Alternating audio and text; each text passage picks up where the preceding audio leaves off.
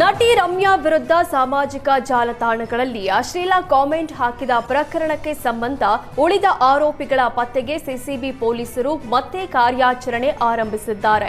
ಒಟ್ಟು 43 ಆರೋಪಿಗಳ ವಿರುದ್ಧ ದೂರು ದಾಖಲಿಸಿದ್ದ ಸಿಸಿಬಿ 14 ಆರೋಪಿಗಳನ್ನು ಬಂಧಿಸಿ ಚಾರ್ಜ್ ಶೀಟ್ ಸಲ್ಲಿಸಿದೆ.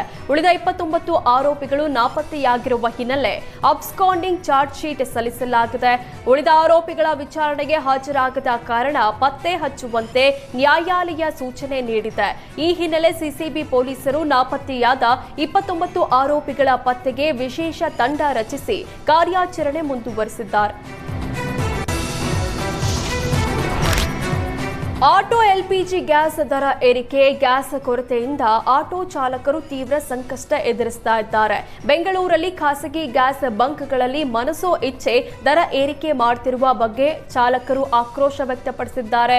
ಬೆಂಗಳೂರಿನ ಶೇಷಾದ್ರಿಪುರಂ ರಸ್ತೆಯಲ್ಲಿರುವ ಖಾಸಗಿ ಗ್ಯಾಸ್ ಬಂಕ್ನಲ್ಲಿ ಲೀಟರ್ ಎಲ್ಪಿಜಿ ದರ 120ಕ್ಕೆ ನಿಗದಿಪಡಿಸಿರುವ ಬಗ್ಗೆ ಕಿಡಿಕಾರಿದ್ದಾರೆ. ಗ್ಯಾಸ್ ಕೊರತೆಯಿಂದ ಹಲವು ಕಡೆ ಕ್ಯೂ ನಿಂತರೂ ಇಂಧನ ಸಿಗದ ಸ್ಥಿತಿ ನಿರ್ಮಾಣವಾಗಿದೆ ಅಂತ ಚಾಲಕರು ಈಗ ದರವನ್ನ ಮನ ಬಂದಂತೆ ಹೆಚ್ಚಿಸಿದ್ರೆ ಜೀವನ ನಡೆಸೋದು ಹೇಗೆ ಅಂತ ಪ್ರಶ್ನಿಸಿದ್ದಾರೆ.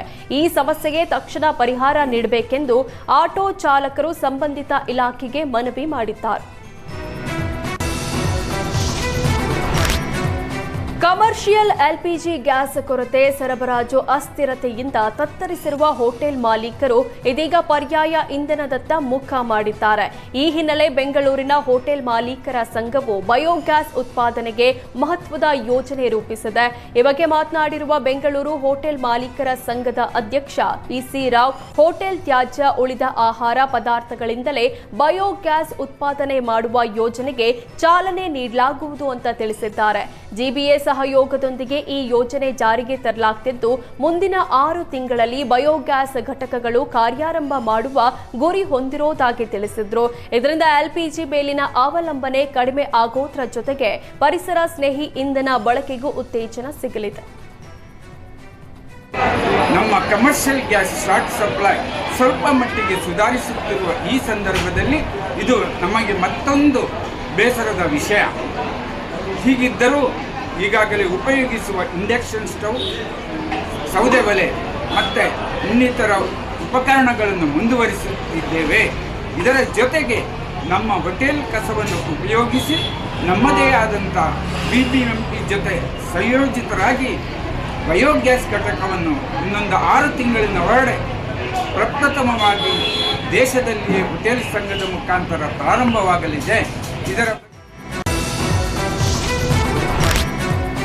ಎಲ್ಪಿಜಿ ಆಟೋ ಗ್ಯಾಸ್ ಅಭಾವ ಮತ್ತೊಮ್ಮೆ ತೀವ್ರಗೊಂಡಿದೆ. ಬಳ್ಳಾರಿಯ 7 ಗ್ಯಾಸ್ ಬಂಕ್ಗಳಲ್ಲಿ ಇಂಧನ ಸಂಪೂರ್ಣವಾಗಿ ಖಾಲಿಯಾಗಿ ಆಟೋ ಚಾಲಕರು ಸಂಕಷ್ಟಕ್ಕೆ ಸಿಲುಕುವಂತಾಗಿದೆ. ಹೊಸ ಸ್ಟಾಕ್ ಬಂದರೆ ದರವು ಪ್ರತಿ ಲೀಟರ್ಗೆ 105ರಿಂದ 120ಕ್ಕೆ ಏರಿಕೆಯಾಗುವ ಸಾಧ್ಯತೆ ಇದೆ. ದಿನಕ್ಕೊಂದು ದರ ಏರಿಕೆ ನಡೀತಿರೋದ್ರಿಂದ ಜೀವನ ನಿರ್ವಹಣೆ ಕಷ್ಟಕರವಾಗ್ತಿದೆ ಅಂತ ಚಾಲಕರು ಬೇಸರ ವ್ಯಕ್ತಪಡಿಸಿದ್ದಾರೆ. ಹೆಚ್ಚುವರಿ ದರ ಪಾವತಿಸಲು ಸಿದ್ಧ ಇರೋದ್ರಿಂದ ಆದಾಯಕ್ಕೂ ಹೊಡೆತ ಬೀಳ್ತಾ ಇದೆ ಅಂತ ಅಳಲು ತೋಡಿಕೊಂಡಿದ್ದಾರೆ. ತಕ್ಷಣವೇ ಸರ್ಕಾರ ಮಧ್ಯ ಪ್ರವೇಶಿಸಿ ದರ ನಿಯಂತ್ರಣ, ಗ್ಯಾಸ್ ಸರಬರಾಜು ಸುಗಮಗೊಳಿಸಬೇಕೆಂದು ಆಟೋ ಚಾಲಕರು ಆಗ್ರಹಿಸಿದ್ದಾರೆ. ಖಾಸಗಿ ಬಸ್ ಪಲ್ಟಿಯಾಗಿ 20ಕ್ಕೂ ಹೆಚ್ಚು ಪ್ರಯಾಣಿಕರು ಗಾಯಗೊಂಡಿರುವ ಘಟನೆ ಶಿಕಾರಿಪುರ ತಾಲೂಕಿನ ತಿಮ್ಲಾಪುರದ ಕುಮದ್ವತಿ ಕಾಲೇಜು ಎದುರು ನಡೆದಿದೆ. ಶಿವಮೊಗ್ಗದಿಂದ ಶಿಕಾರಿಪುರದತ್ತ ಬರ್ತಾ ಇದ್ದ ಖಾಸಗಿ ಬಸ್ ಬೈಕ್ ಸವಾರ ಅಚಾನಕ್ ಆಗಿ ಅಡ್ಡ ಬಂದ ಹಿನ್ನೆಲೆ ಅಪಘಾತ ತಪ್ಪಿಸಲು ಹಠಾತ್ ಬ್ರೇಕ್ ಹಾಕಿದ್ದಾರೆ. ಈ ವೇಳೆ ನಿಯಂತ್ರಣ ತಪ್ಪಿ ಬಸ್ ಪಲ್ಟಿಯಾಗಿದೆ. ಬಸ್ನಲ್ಲಿದ್ದ 20 ಪ್ರಯಾಣಿಕರು ಗಾಯಗೊಂಡು ಶಿಕಾರಿಪುರ ಸರ್ಕಾರಿ ಆಸ್ಪತ್ರೆಗೆ ದಾಖಲಿಸಿ ಪ್ರಾಥಮಿಕ ಚಿಕಿತ್ಸೆ ನೀಡಲಾಗಿದೆ. ಈ ಸಂಬಂಧ ಶಿಕಾರಿಪುರ ನಗರ ಪೊಲೀಸ್ ಠಾಣೆಯಲ್ಲಿ ಪ್ರಕರಣ ದಾಖಲಾಗಿದೆ. ಚಾಮರಾಜನಗರದಲ್ಲಿ ಕಾಡಾನೆ ಉಪಟಳ ಮುಂದುವರೆದಿದೆ. ಗುಂಡ್ಲುಪೇಟೆ ತಾಲೂಕಿನ ಓಂಕಾರ ವಲಯದಲ್ಲಿ ಒಂಟಿ ಸಲಗ ದಾಳಿಗೆ ರೈತನ ಬೆಳೆ ಸಂಪೂರ್ಣ ನಾಶವಾಗಿದೆ. ಮಂಚಹಳ್ಳಿ ಗ್ರಾಮದಲ್ಲಿ ರೈತ ಮಹದೇವ ಅನ್ನೋರು ಜಮೀನಿಗೆ ಕಾಡಾನೆ ಲಗ್ಗೆ ಇಟ್ಟು ತೆಂಗಿನ ಸಸಿಗಳನ್ನು ಸಂಪೂರ್ಣವಾಗಿ ನಾಶಪಡಿಸಿದೆ. ರೈಲ್ವೆ ತಡೆಗೋಡೆ ದಾಟಿ ಗ್ರಾಮೀಣ ಪ್ರದೇಶಕ್ಕೆ ಪ್ರವೇಶಿಸುತ್ತಿರುವ ಕಾಡಾನೆ ಕಾಡಂಚಿನ ಜಮೀನುಗಳಲ್ಲಿ ನಿರಂತರ ಬೆಳೆ ಹಾನಿ ಮಾಡ್ತಾ ಇದೆ. ಇದರಿಂದ ಅರಣ್ಯ ಇಲಾಖೆ ವಿರುದ್ಧ ಅಸಮಾಧಾನ ವ್ಯಕ್ತಪಡಿಸಿದ್ದಾರೆ. ಕಾಡಾನೆ ಹಾವಳಿ ತಕ್ಷಣ ನಿಯಂತ್ರಿಸಿ, ಇಲ್ಲ ಆನೆ ಸೆರೆ ಹಿಡಿದು ಸುರಕ್ಷಿತವಾಗಿ ಬೇರೆಡೆ ಸ್ಥಳಾಂತರಿಸಬೇಕು ಅಂತ ಆಗ್ರಹಿಸಿದ್ದಾರೆ. ಸ್ಥಳೀಯ ರೈತರು ಬೆಳೆ ನಾಶದಿಂದ ಭಾರೀ ನಷ್ಟ ಅನುಭವಿಸ್ತಾ ಇದ್ದು, ಅರಣ್ಯ ಇಲಾಖೆ ತುರ್ತು ಕ್ರಮ ಕೈಗೊಳ್ಳದಿದ್ದರೆ ಪ್ರತಿಭಟನೆ ನಡೆಸುವ ಎಚ್ಚರಿಕೆ ನೀಡಿದ್ದಾರೆ. ಕಾಫಿ ನಾಡಲ್ಲಿ ಸಿಎಂ ಸಿದ್ದರಾಮಯ್ಯ ಸರ್ಕಾರಿ ಕಾರ್ಯಕ್ರಮಗಳಲ್ಲಿ ಬ್ಯುಸಿಯಾಗಿದ್ರೆ, ಇತ್ತ ಪತ್ನಿ ಪಾರ್ವತಿ ಸಿದ್ದರಾಮಯ್ಯ ಟೆಂಪಲ್ ರನ್ ನಡೆಸಿದ್ದಾರೆ. ಚಿಕ್ಕಮಗಳೂರು ಜಿಲ್ಲೆಯ ಎನ್ಆರ್ಪುರದಲ್ಲಿ ಸಿಎಂ ಪತ್ನಿ ವಾಸ್ತವ್ಯ ಹೂಡಿದ್ರು. ನಿನ್ನೆ ಮಧ್ಯಾಹ್ನ 3 ಗಂಟೆಗೆ ಪಾರ್ವತಿ ಹೊರನಾಡು ಅನ್ನಪೂರ್ಣೇಶ್ವರಿ ದರ್ಶನ ಪಡೆದಿದ್ದು, ಬಳಿಕ ಶೃಂಗೇರಿಗೆ ತೆರಳಿ ಶಾರದಾಂಬೆಗೆ ಪೂಜೆ ಸಲ್ಲಿಸಿದ್ದಾರೆ. ಪೂಜೆ ಬಳಿಕ ಶಾರದಾಂಬೆ ದೇಗುಲದ ಮಠದಲ್ಲೇ ವಾಸ್ತವ್ಯ ಹೂಡಿದ್ರು. ಇತ್ತ ಸಿಎಂ ಎನ್ಆರ್ಪುರದ ಐಬಿಯಲ್ಲಿ ತಂಗಿದ್ರು.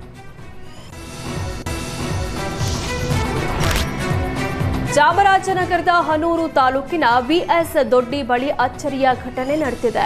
ಆಹಾರ ಅರಸಿ ಗ್ರಾಮಕ್ಕೆ ಬಂದಿದ್ದ ಕಾಡಾನೆಯನ್ನ ಶ್ವಾನವೊಂದು ಓಡಿಸಿದ ದೃಶ್ಯ ಸೋಷಿಯಲ್ ಮೀಡಿಯಾದಲ್ಲಿ ವೈರಲ್ ಆಗಿದೆ.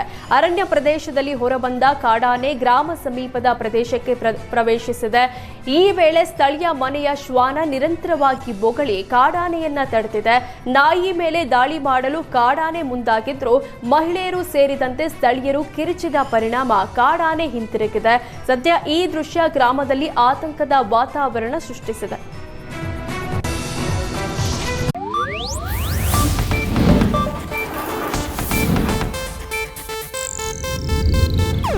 ಇದು ಏಷ್ಯಾನೆಟ್ ನ್ಯೂಸ್ ನೆಟ್ವರ್ಕ್ ಪ್ರಸ್ತುತಿ.